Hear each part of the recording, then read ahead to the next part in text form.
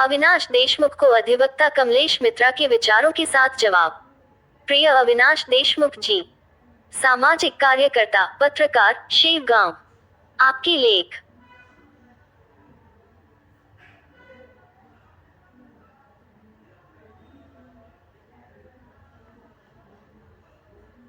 हर घर की औरतों की जिंदगी एक जैसी नहीं होती। में महिलाओं की स्वतंत्रता और उनके अधिकारों को लेकर उठाए गए मुद्दे विचारणीय हैं।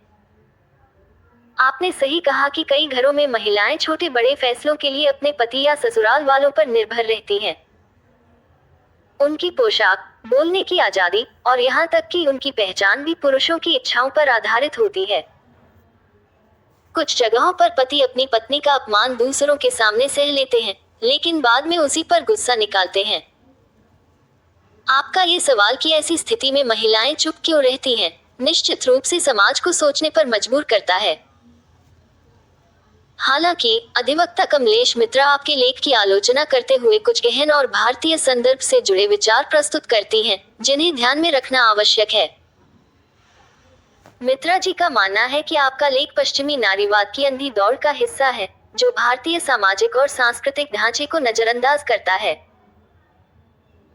उनके विचारों को शामिल करते हुए मैं निम्नलिखित बिंदुओं के साथ आपके लेख का जवाब देना चाहता हूं, ताकि यह आपके लिए प्रेरणादायक और रचनात्मक हो। प्रकृति की रचना, स्त्री पुरुष पूरक, समान नहीं।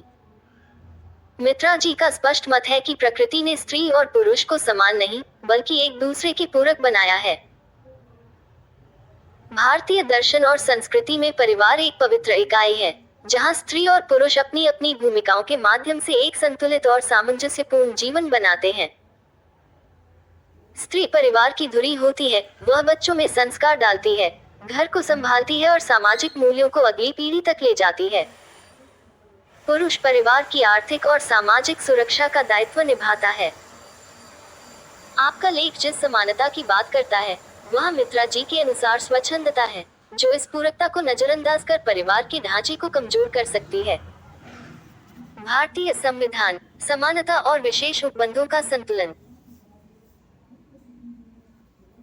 मित्रा जी का कहना है कि भारतीय संविधान केवल समानता, अनुच्छेद 14 की बात नहीं करता, बल्कि अनुच्छेद 15, 3 और 42 जैसे प्रावधानों के माध्यम से महिलाओं की विशिष्ट भूमिकाओं, जैसे मातृत्व और पारिवारिक जिम्मेदारियों, को संरक्षण देता है। ये प्रावधान प्रतिस्पर्धात्मक समानता के बजाय परिवार और समाज की मजबूती पर केंद्रित हैं। उदाहरण के लिए, मातृत्व लाभ और घरेलू हिंसा से संरक्षण 2005 का अधिनियम जैसे कानून महिलाओं को सशक्त करते हैं, लेकिन ये सशक्तिकरण परिवार को तोड़ने के लिए नहीं, बल्कि उसे और मजबूत करने के लिए है। आपका लेख इस संवैधानिक भावना को पूरी तरह से प्रतिबिंबित नहीं करता, क्योंकि यह पश्चिमी नारीवाद की तरह व्यक्तिगत स्वतंत्रता और प्रतिस्पर्धा पर अधिक जोर देता है। पोशाक, भारतीय संस्कृति बनाम बाजारवाद। मित्रा जी विशेष रूप से पोशाक के मुद्दे पर बल देती हैं। उनके अनुसार भारतीय महिलाओं की पोशाक, जैसे साड़ी या सलवार कमीज, भारतीय परिवार और संस्कृति के अनुरूप है। ये पोशाक न केवल शारीरिक आवश्यकताओं को ध्यान में रखती है, बल्कि सामाजिक और सांस्कृतिक मर्यादाओं का भी सम्मान करती है। इसके विपरीत, पश्चिमी देशों की पोशाक बाजारवाद से प्रेरित है, जो व्यक्तिगत स्वतंत्रता और उपभोक्तावाद को बढ़ावा देती है। आपने अपने लेख में जिस तरह वेस्टर्न ड्रेस की वकालत की है, वह मित्रा जी के अनुसार भारतीय पारिवारिक ढांचे के स्थायी मॉडल को कमजोर कर सकती है। भारतीय पोशाक पहचान और सम्मान का प्रतीक है, जो परिवार और समाज के साथ सामंजस्य बनाए रखती है। पश्चिमी पोशाक को अपनाना बाजारवाद की ओर झुकाव है, जो भारतीय मूल्यों से टकरा सकता है। पारिवारिक ढांचा, स्थायी मॉडल की महत्ता। मित्रा जी का तर्क है कि परिवार एक स्थायी मॉडल है, जिसमें स्त्री और पुरुष एक दूसरे के पूरक के रूप में कार्य करते हैं। इस मॉडल को तोड़ने वाली स्वच्छंदता, चाहे वह पश्चिमी नारीवाद के रूप में हो या बाजारवाद के प्रभाव में, भारतीय समाज के लिए हानिकारक हो सकती है। आपका लेख इस स्थायी मॉडल को नजरअंदाज करता है और ऐसी स्वतंत्रता की वकालत करता है, जो परिवार की एकता को कमजोर कर सकती है।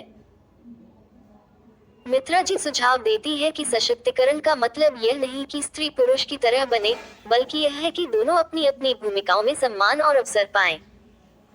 पारिवारिक ढांचे को मजबूत करने के सुझाव।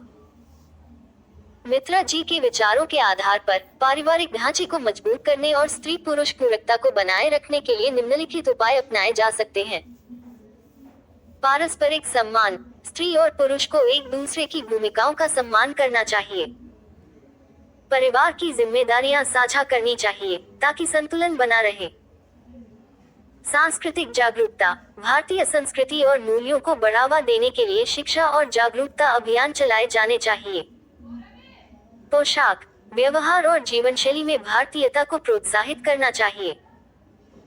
कानूनी संरक्षण, घरेलू हिंसा, दहेज और लैंगिक भेदभाव के खिलाफ कानूनी प्रावधानों को और सुलभ करना चाहिए। आर्थिक सशक्तिकरण, महिलाओं को आर्थिक रूप से सशक्त करना चाहिए, लेकिन यह पारिवारिक जिम्मेदारियों के साथ संतुलित होना चाहिए। पुरुषों की संवेदनशीलता, पुरुषों को महिलाओं की भूमिका और योगदान के प्रति संवेदनशील बनाने के लिए सामुदायिक स्तर पर प्रयास होने चाहिए। पत्रकार महोदय के लिए प्रेरणा। प्रिय अविनाश जी, आपका लेख महिलाओं के अधिकारों को उठाने में सराहनीय है, लेकिन अधिवक्ता कमलेश मित्रा की आलोचना हमें भारतीय संदर्भ में सशक्तिकरण की सही परिभाषा समझाती है। भारतीय समाज में सशक्तिकरण का मतलब पश्चिमी नारीवाद या बाजारवाद की नकल नहीं है। ये वह संतुलन है जो स्त्री और पुरुष को एक दूसरे का पूरक बनाए रखे। भारतीय संविधान की भावना यही है कि महिलाओं को सशक्त किया जाए, लेकिन ये सशक्तिकरण परिवार और समाज को कमजोर करने के बजाय उसे और मजबूत करे। आपके लेखन में भारतीय संस्कृति, संवैधानिक भावना और पारिवारिक ढांचे की मजबूती को केंद्र में रखने की आवश्यकता है। पश्चिमी नारीवाद की स्वच्छंदता के बजाय भारतीय नारीवाद का वह स्वरूप अपनाएं जो स्त्री पुरुष पूरकता को बढ़ावा दे। हमारे महापुरुषों और महानायिकाओं जैसे हंसा मेहता और बेगम एजाज रसूल ने यही सपना देखा था, एक ऐसा समाज जहां स्त्री और पुरुष मिलकर परिवार और समाज को समृद्ध करें। आपके लेखन की शक्ति समाज को जागृत करने में है। मित्रा जी के विचारों को अपनाकर आप ऐसा लेखन करें जो भारतीय मूल्यों और संवैधानिक भावना के साथ सामंजस्य स्थापित करे।